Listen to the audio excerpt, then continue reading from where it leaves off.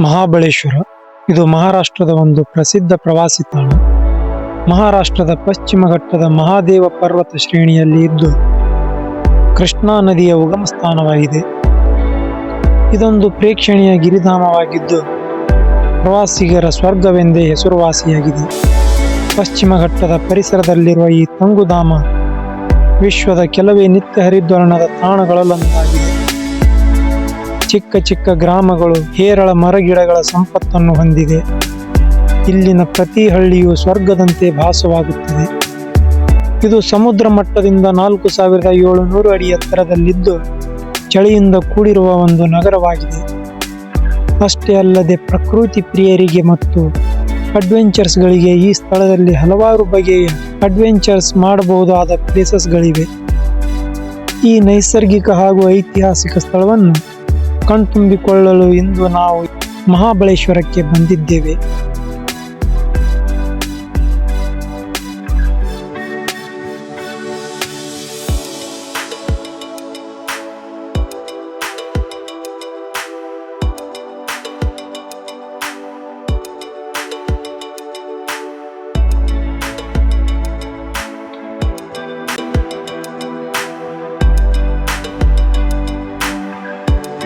Hello, hi, ನಮಸ್ಕಾರ ರೀ ಎಲ್ರಿಗೂ.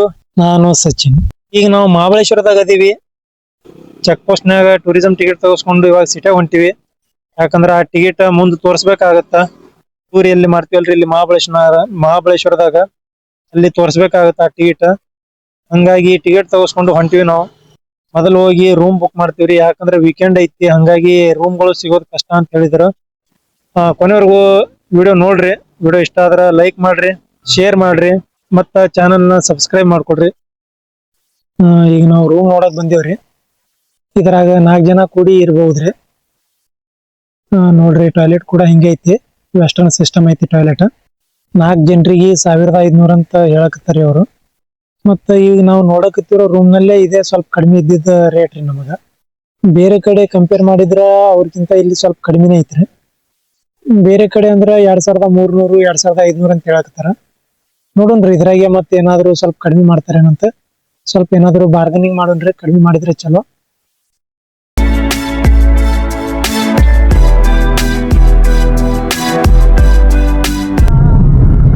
ಜಸ್ಟ್ ಊಟ ಐತ್ರಿ ನಮ್ದು. ಊಟ ಆಗಲಿ ಮತ್ತು ನಾವು ಹೊಂಟಿವ್ರಿ ಕೇಟ್ ವ್ಯೂ ಪಾಯಿಂಟ್ ನೋಡಕ್ಕೆ. ಆಫ್ ರೋಡ್ ಮಾಡ್ಕೊಂಡು ಹೊಂಟಿವಿ. ಚಳಿ ಜಾಸ್ತಿ ಐತಿ ಈಗ. ಯಾಕಂದ್ರೆ ಎಲ್ಲ ಕಡೆ ಬೆಟ್ಟ ಗುಡ್ಡ ಐತಿ. ಅದ್ರಾಗ ಇದು ಪಶ್ಚಿಮ ಘಟ್ಟ, ಹಾಗಾಗಿ ಸ್ವಲ್ಪ ನಮಗೆ ಚಳಿ ಜಾಸ್ತಿ ಅಂತ ಅನ್ಸಾಕತೈತಿ. ಮುಂಜಾನೆ ಇದಕ್ಕಿಂತ ಮತ್ತೆ ಹೆಚ್ಚಿಗೆ ಚಳಿ ಇರ್ತೈತೆ ಅಂತ ಹೇಳಿದ್ರು ಅವರು, ಅಲ್ಲಿ ಒಬ್ಬರು ಅಂಕಲ್. ಮುಂಜಾನೆಯಿಂದ ಜರ್ನಿ ಮಾಡಿ ಕೊನೆಗೆ ಇಲ್ಲಿ ಒಂದು ವ್ಯೂನ ನೋಡಕ್ಕೆ ಬಂದೀವ್ರಿ. ಇದು ಕೇಟ್ ವ್ಯೂ ಪಾಯಿಂಟ್ ಅಂತ್ರಿ. ಈ ಕೇಟ್ ವ್ಯೂ ಪಾಯಿಂಟ್ ಇದಕ್ಕೆ ಹೆಸರಾಗಿ ಬಂತಂದ್ರೆ ಬ್ರಿಟಿಷರ ಒಬ್ಬ ಜರ್ನಲ್ ಅಧಿಕಾರಿ ಜಾನ್ ಮಾಲ್ಕಮ್ ಅಂತ ಅವ್ರ ಮಗಳ ಹೆಸರನ್ನ ಇಲ್ಲಿ ಇಟ್ಟರಿ ಕೇಟ್ ವ್ಯೂ ಪಾಯಿಂಟ್ ಅಂತ. ನೋಡ್ರಿ ಇಲ್ಲಿ ವ್ಯೂ ಅಂತೂ ಮಸ್ತ್ ಐತಿ.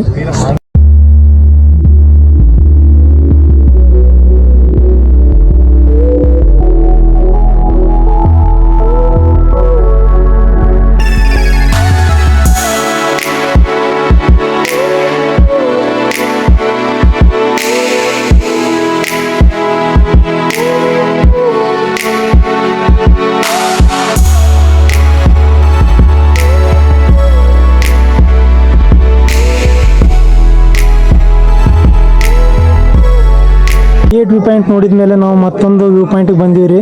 ಅದು ಇಕೋ ವ್ಯೂ ಪಾಯಿಂಟ್ ಅಂತ್ರಿ. ಬರ್ರಿ ಇಲ್ಲಿ ಇಕೋ ಪಾಯಿಂಟ್ನಲ್ಲಿ ಏನೇನೋ ಐತೆ ಅಂತ ತಿಳಿದು ನೋಡ್ರಿ. ಮತ್ತು ಇಲ್ಲಿ ಚೆನ್ನೈ ಎಕ್ಸ್ಪ್ರೆಸ್ ಆ ಫಿಲ್ಮ್ ನೋಡಿದ ಅಲ್ಲೇ ರೀ. ಒಂದೇನು ನದಿಯಲ್ಲಿ ಕಾಣತಿತ್ತಲ್ರಿ, ಅಲ್ಲಿ ಚೆನ್ನೈ ಎಕ್ಸ್ಪ್ರೆಸ್ ಒಂದು ಟ್ರೈನಿಂದ ಆ ಒಂದು ಸೀನ್ ಅಲ್ಲಿ ನಾವು ಕಾಣ್ತೀವಿ ನೋಡ್ರಿ. ಇಲ್ಲಿ ಮುಂದೆ ನೀವು ನೋಡಕ್ತೀರಿ ಇದು ಬೈಕ್ ಏನೈತಲ್ರಿ, ಗೋಲ್ಮಾಲ್ ಫಿಲ್ಮ್ನಲ್ಲಿ ನೋಡಿರ್ಬೇಕ್ರಿ ನೀವು. ಅಜಯ್ ದೇವಗನ್ ಗೋಲ್ಮಾಲ್ ಫಿಲ್ಮ್ ಆ ಬೈಕ್ ಇದೆ ನೋಡ್ರಿ ಇದು.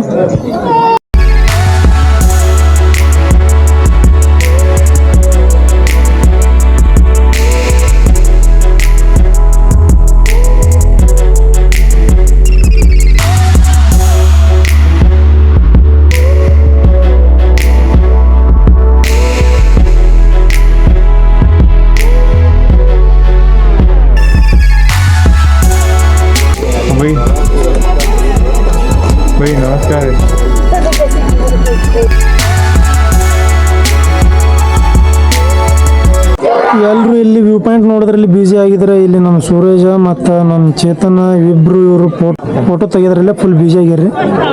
ಫುಲ್ ಪೋಸ್ ಮೇಲೆ ಪೋಸ್ ಕೊಡತ್ತಾರೆ ನೋಡ್ರಿ ಇಲ್ಲಿ. ನಮ್ಮ ಸೂರಜ್ ಇಷ್ಟೊತ್ತು ಮಂಗ್ಯಾಗಳ ಜೊತೆ ಅವ ಫೋಟೋ ತೊಗೊಂಡನ್ರಿ. ಈಗ ಯಾರ ಜೊತೆ ಫೋಟೋ ತೊಗೊತಾನೋ ಗೊತ್ತಿಲ್ಲ. ಮತ್ತು ನಮ್ಮ ಕಾರ್ತಿಕ್ ಕೂಡ ಇಷ್ಟೊತ್ತು ಯಾರು ಕೂಡ ಮಾತಾಡಿ ಇಟ್ಟಾನ. ಇಲ್ಲಿ ಅವ ವ್ಯೂ ಪಾಯಿಂಟ್ ನೋಡಕ್ ಬಂದಿಲ್ಲ, ಮಾತಾಡಕ್ ಬಂದಾನಂತ ನಮ್ಮ ಮುಂದೆ ಅನಿಸಿಕೆ. ನಾವು ಇಕೋ ಪಾಯಿಂಟ್ ಮತ್ತು ಕೇಟ್ ವ್ಯೂ ಪಾಯಿಂಟ್ ನೋಡಿದ ಮೇಲೆ ಮತ್ತು ನಾವು ಮುಂದಿನ ಒಂದು ವ್ಯೂ ಪಾಯಿಂಟ್ ನೋಡಕ್ ಹೊಂಟೀವ್ರಿ, ಎಲಿಫೆಂಟ್ ವ್ಯೂ ಪಾಯಿಂಟ್ ಅಂತ. ಬಂದ ಬೆಟ್ಟ ತನ್ನಿಂದ ತಾನೇ ಒಂದು ಆನೆ ಆಕಾರವನ್ನು ಪಡ್ಕೊಂಡಿದ್ದೈತೆ. ಈಗ ನಾವು ಎಲಿಫೆಂಟ್ ವ್ಯೂ ಬೆಟ್ಟದ ಮೇಲೆ ಅದೇವ್ರಿ. ಎಲಿಫೆಂಟ್ ವ್ಯೂ ಬೆಟ್ಟ ಅಂತ ಯಾಕೆ ಕರೀತಾರಂದ್ರ, ಈ ಒಂದು ಬೆಟ್ಟ ಆನೆದ ಒಂದು ಮುಖದ ತರ ಕಾಣ್ತೈತ್ರಿ. ಆದ್ರೆ ಇದನ್ನ ನಾವು ಕಣ್ ತುಂಬ್ಕೋಬೇಕಂದ್ರ ಅಲ್ಲಿ ನೀಡಲ್ ಹೋಲ್ ವ್ಯೂ ಪಾಯಿಂಟ್ ಅಂತ ಐತ್ರಿ ಇನ್ನೊಂದು. ಅಲ್ಲಿ ಹೋಗಿ ನೋಡಿದ್ರ ಈ ಬೆಟ್ಟ ಆನೆ ಶೇಪ್ ತರ ಕಾಣ್ತೈತ್ರಿ. ಹಿಂಗಾಗಿ ಇದನ್ನ ನಾವು ಕಣ್ ತುಂಬ್ಕೋಬೇಕಂದ್ರ ಅಲ್ಲಿ ನೀಡಲ್ ಹೋಲ್ ವ್ಯೂ ಪಾಯಿಂಟ್ ಹೋಗ್ಬನ್ರಿ. ಅಲ್ಲಿಂದ ನೋಡೋಣ ಯಾವ ತರನಾಗಿ ಇದು ಒಂದು ವ್ಯೂ ಕಾಣ್ತೈತಿ, ಯಾವ ತರನಾಗಿ ನಮಗೆ ಆನೆ ತರ ಕಾಣ್ತೈತಿ ಅಂತ ಅಲ್ಲಿಂದ ನೋಡೋಣ. ಮತ್ ಇದು ಮುಂಜಾನೆ ಏನೈತ್ರಿ, ಇಲ್ಲಿ ಸೂರ್ಯೋದಯ ಆಗುವಾಗ ಇಲ್ಲಿ ನೋಡಕ ಬಹಳ ಜನ ಬಂದಿರ್ತಾರ. ಸೂರ್ಯ ಹುಟ್ಟುವಾಗ ಯಾವ ತರನಾಗಿ ಇಲ್ಲಿ ವ್ಯೂ ಇರುತ್ತ ಅದನ್ನ ನೋಡ್ಬೋದು. ಮತ್ತೆ ಇಲ್ಲಿ ಟೆಲಿಸ್ಕೋಪ್ ಅಂತ ಐತ್ರಿ, 50 ರೂಪಾಯಿ ಕೊಟ್ರ ಕೆಳಗೊಂದು ಹಳ್ಳಿಗಳಾಗ್ಲಿ ಮತ್ತ ನದಿ ಒಂದ್ ಹರಿತೈತ್ರಿ, ಅದನ್ನು ನಾವು ಇಲ್ಲಿಂದ ನೋಡ್ಬೋದ್ರಿ.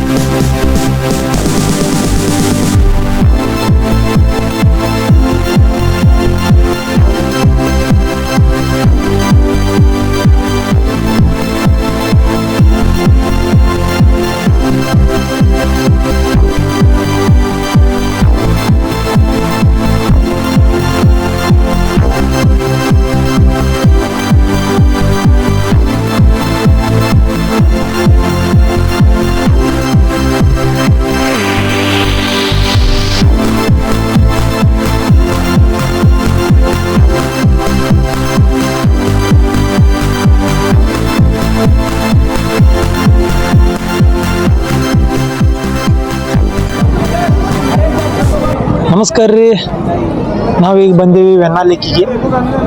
ಎಲ್ಲ ವ್ಯೂ ಪಾಯಿಂಟ್ಗಳು ನೋಡಿ ಈಗ ನಾವು ಲಾಸ್ಟಿಗೆ ವೆನ್ನಾ ಲೇಕ್ ನೋಡಿ ಬಂದಿವಿ.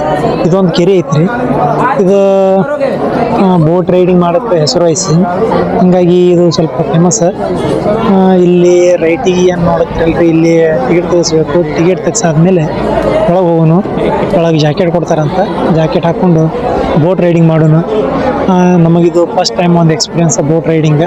ನೋಡೋಣ ಯಾವ ಥರನಾಗಿ ಬೋಟ್ ರೈಡಿಂಗ್ ಯಾವ ಥರನಾಗಿ ಇರ್ತೈತಿ. ನಮಗೆ ಎಕ್ಸೈಟ್ಮೆಂಟ್ ಅಂತೂ ಭಾಳ ಆಗಕತ್ತೀವಿ.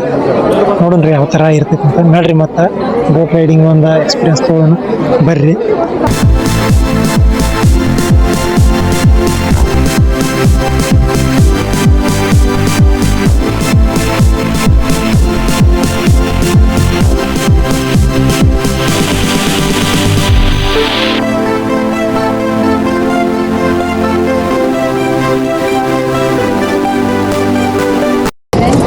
ವೆನ್ನಾ ಲೇಕ್ ಬಂದೀವ್ರಿ ಈಗ ನಾವು. ವೆನ್ನಾ ಲೇಕ್ ಇದು ಬೋಟಿಂಗ ಮತ್ತು ಹಾರ್ಸಿಂಗಿಗೆ ಸ್ವಲ್ಪ ಹೆಸರುವಾಸಿ. 1842ರಲ್ಲಿ ರಾಜ ಶಾಜಿ ಅವರು ಇದನ್ನು ನಿರ್ಮಿಸ್ತಾರೆ. ಇದೊಂದು ಕೆರೆ ರೀ, ವೆನ್ನಾ ಕೆರೆ ಅಂತೀರಿ. ಇಲ್ಲಿ ಬೋಟಿಂಗಕ್ಕೆ ಚಲೋ ಪ್ಲೇಸ್ ಐತ್ರಿ ಇದು. ಬರ್ರಿ ನಾವು ಬೋಟಿಂಗ್ ಮಾಡೋಣ. ಫಸ್ಟ್ ಟೈಮ್ ಎಕ್ಸ್ಪೀರಿಯನ್ಸ್ ನಮ್ದು ಬೋಟ್ ರೈಡಿಂಗ್. ಬರ್ರಿ ಅಣ್ಣವ್ರ ಜೊತೆ ನಾವು ಕೂಡ ಹೋಗೋಣ್ರಿ.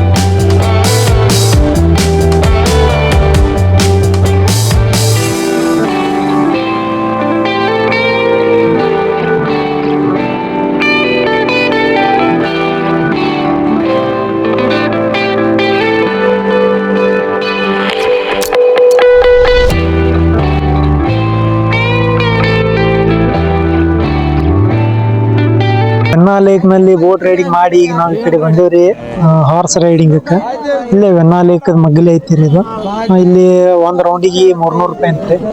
ನೋಡೋಣ ಯಾವ ತರ ಈ ಹಾರ್ಸ್ ಅದಾವ. ಆದ್ರ ಬಾರಿ ಬಾರಿ ಇಲ್ಲಿ ಒಳಗ ಕುದುರೆಗಳು ಭಾಳ ಅದಾವ್ರಿ. ಒಂದಕ್ಕಿಂತ ಒಂದು ವೆರೈಟಿ ಕುದುರೆಗಳು ಅದಾವ. ಇಳಿ ಕುದುರೆಗಳು ಮಸ್ತ್ ಕಾಣಕ್ತಾವ್ರಿ ನಮ್ಗೆ. ನೋಡೋಣ್ರಿ ಯಾವ ತರ ಇರ್ತೈತಿ ಅಂತ. ಖುಷಿಯಾಗಿ ಐತೈತ್ರಿ ಇಲ್ಲಿ ಭಾಳ ಕುದುರೆಗಳನ್ನು ನೋಡಿ. ಚಲೋ ಚಲೋ ಕುದುರೆಗಳು ಅದಾವ. ನೋಡೋಣ್ರಿ ಇಲ್ಲಿ ಯಾವ ತರ ಐತಿ ಇದೊಂದು ಹಾರ್ಸ್ ರೈಡಿಂಗ್ ಅಂತ.